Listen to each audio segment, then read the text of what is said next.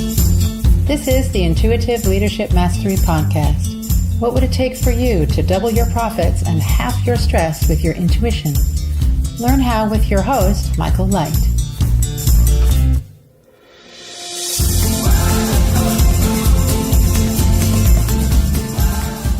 Anytime I hear you posting something on a forum or just writing messages sometimes about difficult topics where something needs to be done, right. You write WWIT, tell me what it is and educate me a bit on the importance of this mantra or whatever it is. So first of all, what does it stand for? Yeah. It's what would it take? Okay, so a typical, you were saying you were using this, you were at another meeting and you were saying that, hey, maybe we can't get together for this interview today. And I asked you, well, what would it take to get together today would be the full version of what I asked you.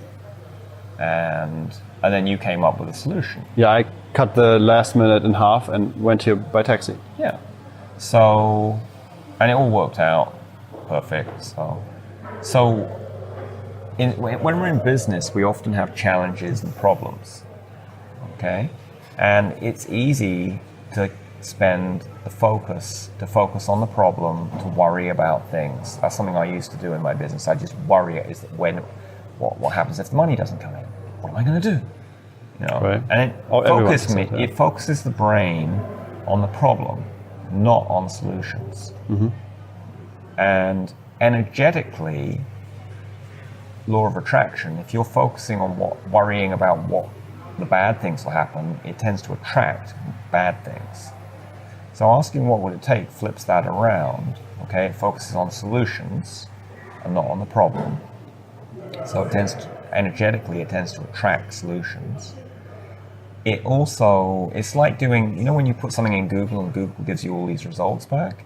When you ask what would it take to your own brain, it's like you're sending off your own brain. As soon as you ask a question to your own brain, it wants to find answers. It's gone off on its own little search. And so it's now searching the solution space. What would work here? Okay, and then the way that's phrased, what will it take? There's an implied thing there that there's action going to happen, right? So it's also saying, hey, take some action. And so what tends to happen is you come up with I call inspired actions. Mm-hmm. That, I could take a taxi, or what would it take to get 10 more clients this month? I could do this or that or this. And you come up with inspired actions to do. Because there are no limits, no boundaries of what could be possible. So you're just dreaming, brainstorming, and then... Right. So that's the basics of what would it take. You have a problem, you ask what will it take to get what I want. You might need to reframe it a bit, the wording, to say what you actually want as opposed to focusing on the problem. So if your problem is you don't have enough money, it's like you say what would it take to get a certain amount of money. Mm. And you can play around with that. I mean, with the money thing, suppose you need $10,000 in your business, you could say what would it take to have $10,000 by this Friday. It's good to put a time period in there because otherwise, your brain's not necessarily searching for the right solutions, right? If you say, what would it take to get $10,000 by 2020, that's a little different from $10,000 by next Friday. So it's good to be specific. But you can also play around with that because you can ask that question, but you can also say, what would it take to get $1,000 by this Friday? And if that's too overwhelming, say, what would it take to get $3 by this Friday? Hopefully you can find $3 extra. And then you would step it up. And then you say, okay. Well, you just play around with different amounts. You can just play around with all the different amounts because maybe you get different answers at different levels and they're all possibly useful answers. What was the biggest thing you have ever come up with by asking this? Is it okay to tell dangerous stories in this channel? I didn't know. We already said fuck a couple of times. We talked about penis and vagina. Oh, okay. I think this video will be X-rated. Okay, so I went... Good, I was on the Till X channel. So, I've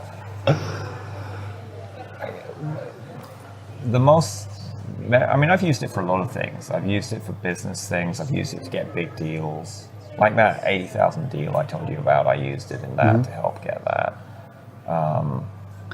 But the thing that first came to my mind was I was in Saigon in Vietnam and I wanted to get a regular massage. And I go to this massage parlor down the street from my hotel. It looked okay, I must admit I wasn't really paying attention to my intuition, because they take me up to the 4th floor for the massage, and I'm, oh, that's a bit weird. Why do we have to go up so high? And then, anyway, she wanted to give me a happy ending, and I just wanted a regular massage. So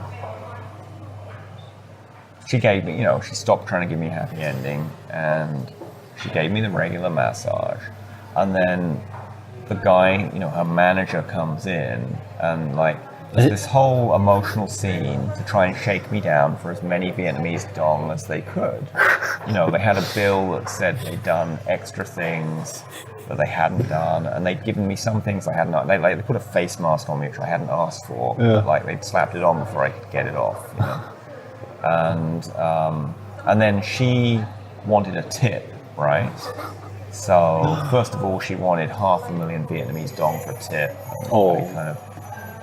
Eventually, and she was crying, and it was like $25. And then, there's 3 other guys in the room, one of who, had some scars on his face and looked like he might beat me up. And, someone else just looked a bit confused, and someone else was supposed to be her brother. And, so there was a whole, and obviously they practiced. I mean, I could tell at one level this was like a little game they play on tourists, But on the other hand, you don't know quite how it's going to do down. And I am on the 4th floor of this house. So I can't just walk out easily.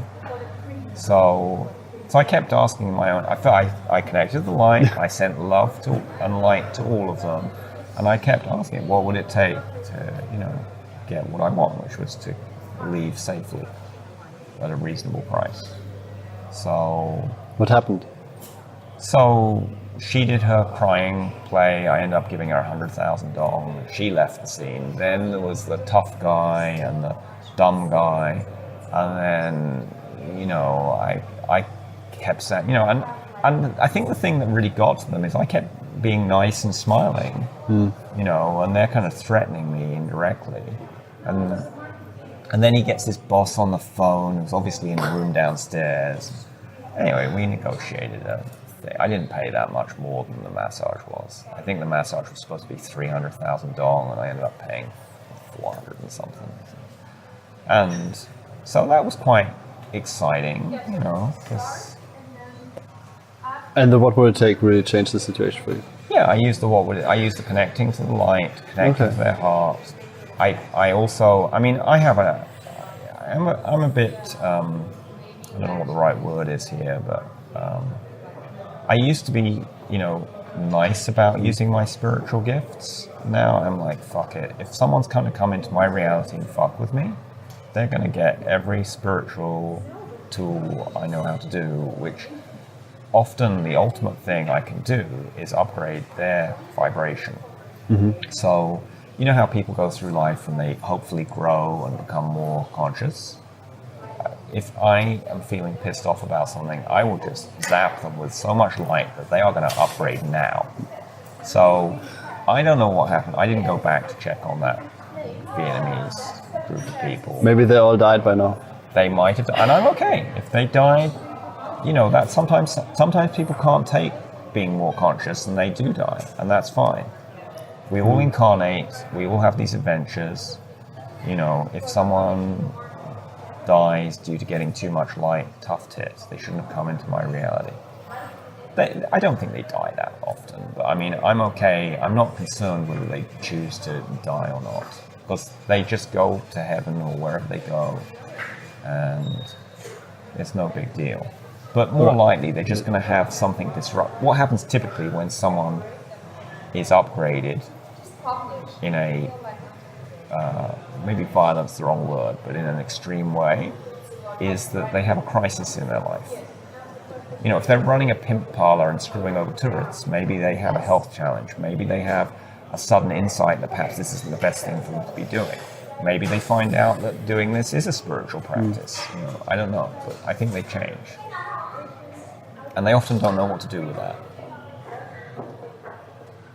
What is the question that no one asks you that you would like to be asked? Well, that's a great question.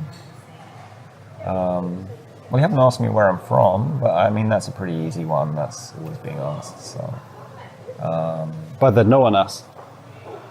Yeah, I can't think of a question no one asks. I have to think about that. If it comes up, post it in the comments. Sure, happy to do that, man. Great, Awesome. Great interview. So great to meet you, Till. I know you're from Germany and you have some kind of business there, but what exactly is it you do? I'm running a consulting company. We consult software companies to help them with marketing. My background is IT, like yours. Yeah. And I learned how to talk to IT people. So with that knowledge or with that sensing of IT people, I thought I could help them with marketing because that's what I learned to do 3 years ago. So I had a career transition from IT to marketing. Great. And that's what we do now. I know that one of the spiritual tools you've been using that I've been sharing with people is the what would it take? Yes. Okay, can you just share how that's changed your business? It definitely changed my perspective on how I approach growth. So right now we are building a software as a service tool, and normally with software as a service it has a certain growth curve, and we're not really in the growth phase now. We're still doing I would say the development, the product phase. Just by thinking about this, what is a product I can make? So basically I asked myself, what would it take in order to build a scalable business? So I just cleared out certain ideas for a product that weren't even relevant, that would never scale. And I got to something that could really work. That's great. So you got clear about what you wanted, and then you said, what would it take to get what I wanted? Exactly, yeah. I really asked myself, what would it take in order to make 1,000 per month in revenue? And then I asked myself, what would it take to get to 10,000 per month, and then 100,000, and then 1 million. And of course, we're not there yet, but it definitely opened me up to the perspective that it could be possible. We heard the talk yesterday, the one guy who made 800,000 per month in revenue. Yes. In 20 months, growth. within less than 2 years. Yeah, it's crazy. Yeah. But if you run a software business, or if you start a software business like this, and you would ask that question, you would see how you could rule out certain business models that don't work, right? So, for example, if you have a service business, well, it wouldn't work like that because you would add too much cost, and then your business would be 200 people in order to reach this revenue. But with a software business, you could reach it with 20 people. So this definitely changed my perspective on what I'm building. Yeah, that's great. And then one of the things I teach people is to use nested what would it take. So you ask them what would it take to have $10,000 a month? You come back with whatever it is. I don't know whether it was content marketing or outreach or... Yes. And then if you're not sure how to do that one, you ask what would it take again? What would it take to do content marketing to generate 10,000? Yeah, well, that is something that you actually told me. We had one session together, I think. Yeah. Almost half a year ago, but a bit more. And you taught me this concept, and I'm grateful for having received that. Because what I did, asking reverse, right? So I asked, what would it take to make a really scalable software business? And then I asked, what would it take in order to reach that level? So basically asked nested down. So what are the marketing channels? What marketing channels would I need in order to reach that? And so I noticed, okay, I will need to start with direct sales. So and then you could ask, what would it take to know what marketing channels I need to have $10,000 a month? Yeah. So basically reverse engineer from the back. And I did that before. Then keep drilling down until you get to what you know how to do. Yeah, but for me, it's still only a word, but it has attached like a limitless perspective on these things. That's what changed for me. So I still have it in my Trello board. A closed mindset of limited possibilities, and by using what would it take, you opened up to unlimited possibilities. Yeah, it's like a framework to asking. Yes, and I still have it in my Trello board. It says what would it take to reach the next level, and then in the card it actually asks what would it take to get to 100,000, then to 10,000, to 1,000. That's great. And now I know exactly what's the next level to get to 1,000. Yeah. Yeah. So that's a great thing, because with sales numbers, you've got an actual number. You know, I've got 9,000 coming in this month. You can tell how you're doing, and you can say, what would it take to get to 10,000? Yeah. So I don't know if we shared this before, but you can use this with other things. Like if you've got an employee or a vendor, and you rate them on a scale of 0 to 10. So this employee is currently on an 8 out of 10 for me. You can ask, what would it take to be a 9 out of 10? What would it take to be a 10 out of 10? And vice versa, you could ask the employee to rate the company. How much do you enjoy working here? How much do you value this, that, and the other? And they can... Yeah, I really like that. But you can go up one level at a time. It's usually better. If they're at a 5 out of 10 on something, then what would it take to get them to a 6? Yes. Jack Canfield was interviewed in a podcast, and he said specifically that, because he's doing this with his family. I think every evening he sits down, how was your day? Rated from 0 to 10. Yeah. And if it's not a 10, what would you have needed to change in order to reach a 10? Right. What do you want to do differently tomorrow? And that's what I do every evening. So every evening I have this, I bought an app which is called the Day One app. It's a journaling. Do you know it? It's like an iPhone app where you can put in your journal. Okay. And then I copy a certain text, which I call the gratitude log. Yeah. And it lists 3 things I'm grateful for. But then it goes into more detail of what would I have needed to do in order to make it much better? How could I have made the day much better? Yeah. And just by asking that. Basically, it is kind of a what would it take? Yeah. It's just, for me, it's phrased differently. Yeah. Sure. I might need to adjust that. Yeah. Well, play around with it. They all have, different words have different energies. Yeah. I think what would it take has a very expansive, open, solution-orientated energy. Yeah, I like it. Definitely. Yeah. So how much do you use intuition in your business these days? The word intuition is still a bit difficult for me to grasp. I'm still not really good at that.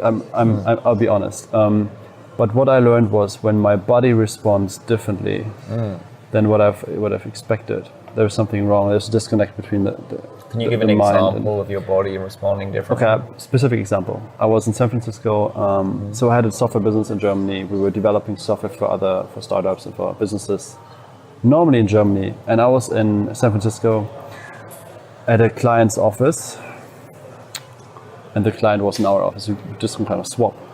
And my then business partner, he called me up and asked me, what am I actually doing?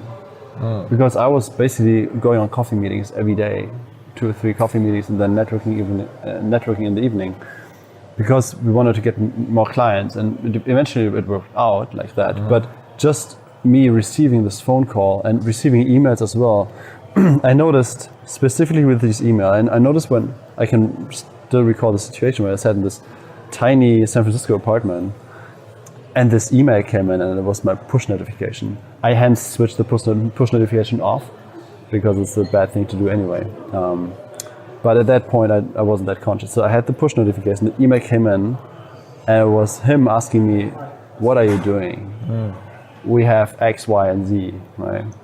And I noticed how I was cringing. My body was like getting stiff. And I noticed this is not the right thing to do. So this is, for once, it's a wrong business model. And second, the partner constellation, it's a really good friend of mine. It's a really good business partner. I can only recommend him. But at that point, it wasn't the right thing for me, because he had too much power. I wanted to have the power myself. So my body was stiffing. I said, this is weird, because normally you should be able to ask that, right? You should be able to, if you got a business partner, you should be able to be asked what you're doing. Yeah. But my mind said that, but my gut and my heart said, cringe. Yeah. And then I had to change something. And around a year later, I changed it. Yeah. So that was, I would say, intuition. For me, the intuition is sometimes hard to access. Body's a great way to get it. A lot of people get messages from their body. Yeah, I think everyone does. I know billionaire George Soros knows when he should get out of a big money investment position, because he starts getting a backache. Yeah. And that's his clue to sell. Also, another thing I know, and this is more on the brain side, so let's say if you, the person watching this video, knows that you're more brain-sided, I can tell you what helps for me, right? Which is the principle of excitement. If you're excited about something, it is probably the wrong thing to do. Interesting. Excitement normally means I want to have it right now. I want to work through the next day and don't sleep and just get it and just set everything up that it runs automatically, and then I'm gonna make money every day hands after, which is a dream that will never come true. So when I'm too excited about things, I take a step back and take it slow. So for example, right now we're recording this with my camera because I'm starting my vlog. I'm super excited about this. But what I said was I'm too excited about it. I need to even it out. Like I need to make one video per week. And don't make 3 a day, overdo it. I would if I could, but it would be the wrong thing to do. It would burn me out. Yeah. And my intuition at that point said, okay, you're too excited. It doesn't make any sense. So keep it slow. Take your time. Does it make sense? Yeah, it's sort of like when you're having sex and you don't want to ejaculate prematurely. Yeah. Got to kind of take it back a bit, enjoy the sensation, spread it out. Yeah, it makes sense. I get what you're saying. So that you're picking up message from your emotional state there, and it's a clue to you that there's something not quite right. Yeah, because especially as entrepreneurs, I think we are very, very brain-driven, very data-driven, but intuition, it's hard to get to. Only through all the training we've gone through to like hammer into us that we're supposed to be data-driven. Yeah, because everyone tells children, you to. I think young children who are less than 3 years old are not data-driven. They're, they follow their creativity and their intuition, and they're full of joy and wonder. That's why we like children so much. But then they're socialized in school to follow the data. That is true. However, what you would naturally, so intuition is not what you naturally, I would say. It's not what you naturally do. Oh. So if you would naturally... It's not what we naturally do as adults, but it is what we naturally do as young children. Yes, but let's say you want to reach certain things in business. Let's say you want to...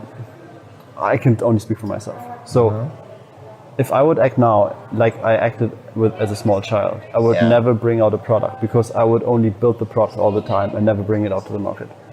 Well, we have to, it's helpful to have both the data-driven and the intuition. Yes. You have the patience and the dedication to follow a goal-driven path, but you also have the joy and wonder and creativity to make that a wonderful business creation. Yes. It's like a combination of things. I mean, I know when I'm investing in businesses that, I'm in a private investment group and they present, they bring companies on to present.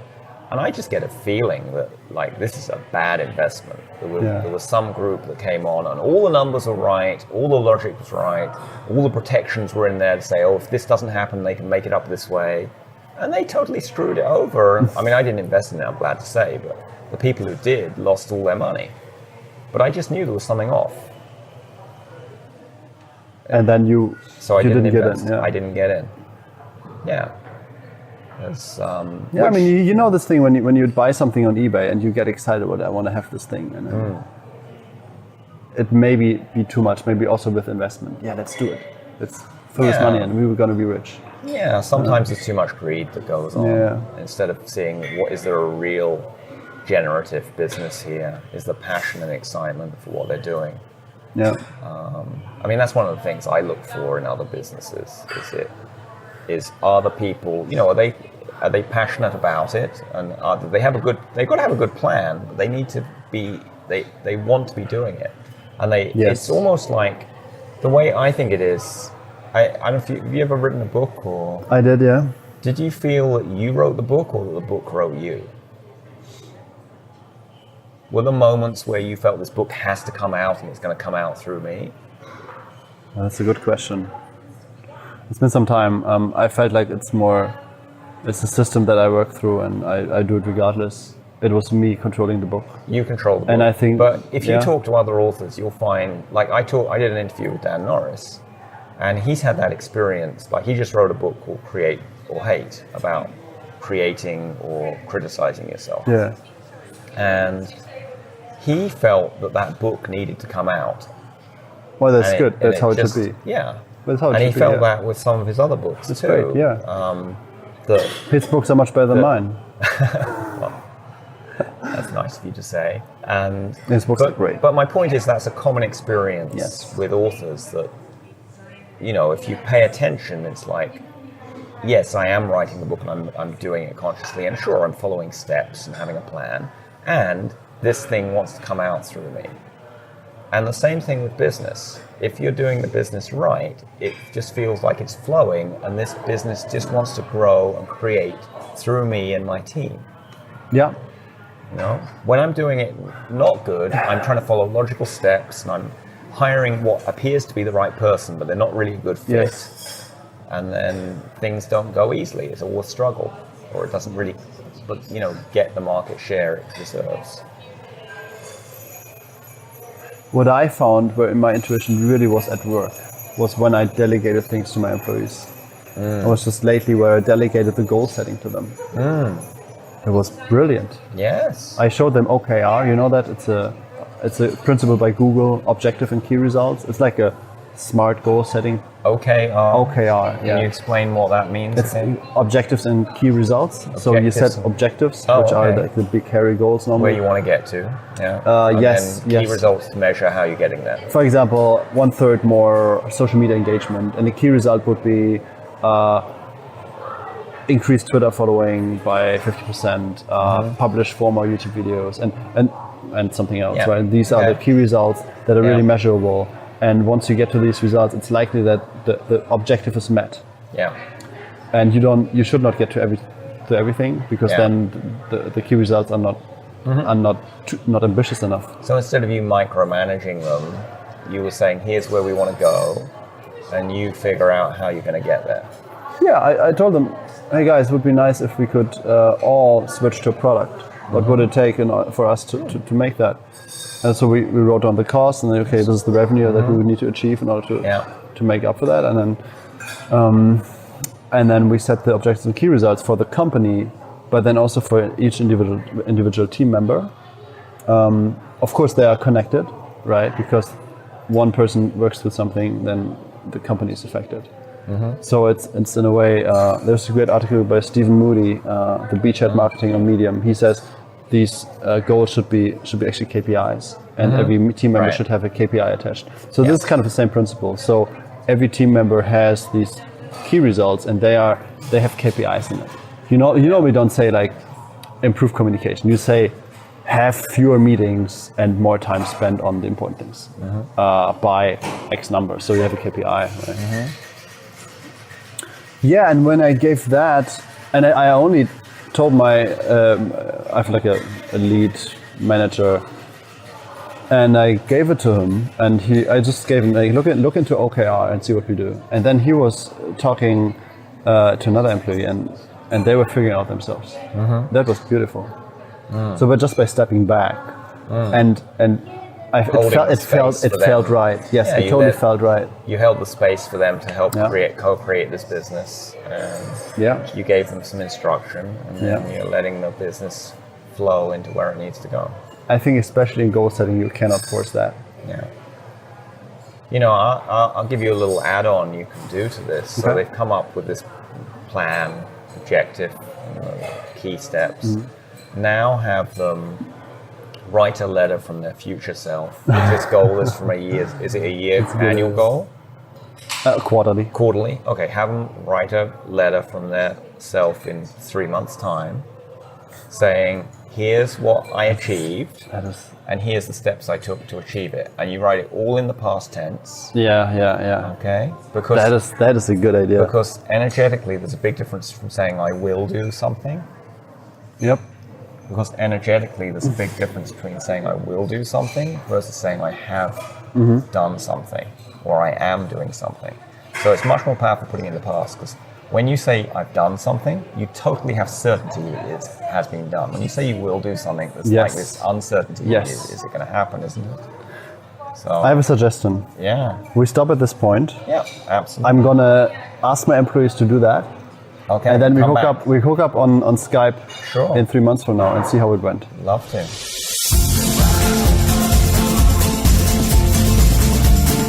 Get strategies and show notes at intuitiveleadershipmastery.com.